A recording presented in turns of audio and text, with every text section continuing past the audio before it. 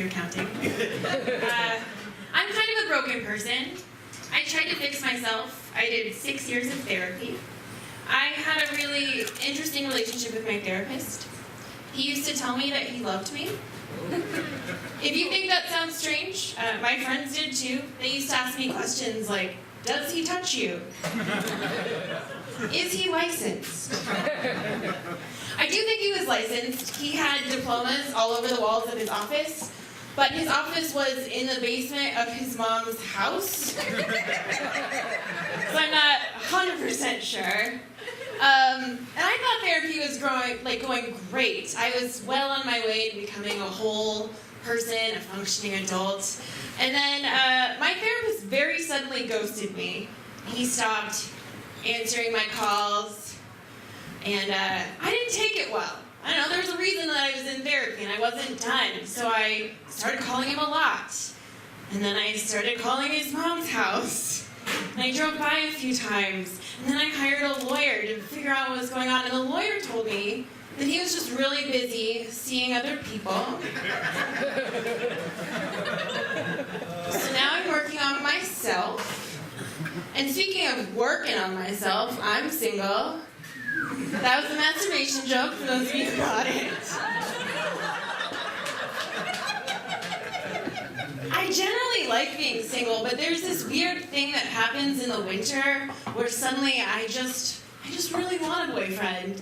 And I realized I'm not the only one. There's actually like a term for it. It's called cuffing season.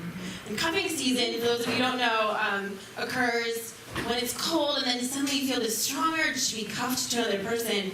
And for me to learn that that was a real thing was very comforting, because I thought that I was the only person who confused being cold with being lonely, being horny.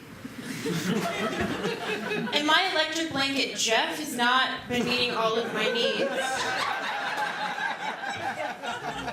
So I'm on Tinder. Tinder is brutal. Tinder, men send the nastiest messages. I've gotten so many gross messages. The other day I got one, this guy was like, hey girl, you've got great DSLs.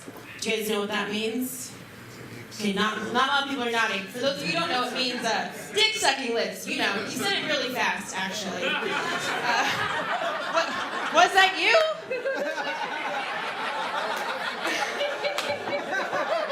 Because you should know, there's more to me than great lips. Like I did therapy, I'm almost a whole person now. There's a lot underneath the lips. If you really get to know me, if you look closer, you'd see that I also have DBT, and that's dick biting teeth.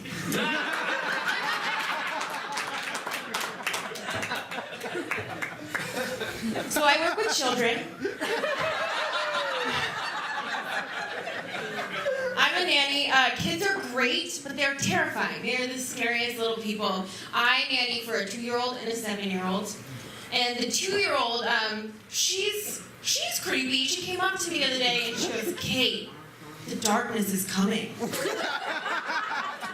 And I went, yeah, sweetie, it's gonna be dark soon. And she goes, no.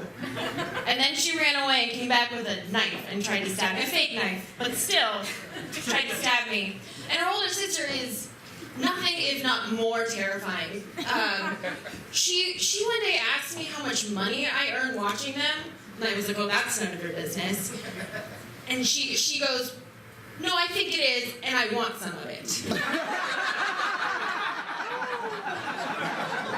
And I told her no. And so she goes, okay, well, why don't we do something else then? How about we do story time? I'll go first. And she told me this very elaborate story about a little girl who's just like her, who had a babysitter who's just like me. And somehow, in this story, the little girl stabbed the babysitter to death. Yeah, I was freaked out by it too.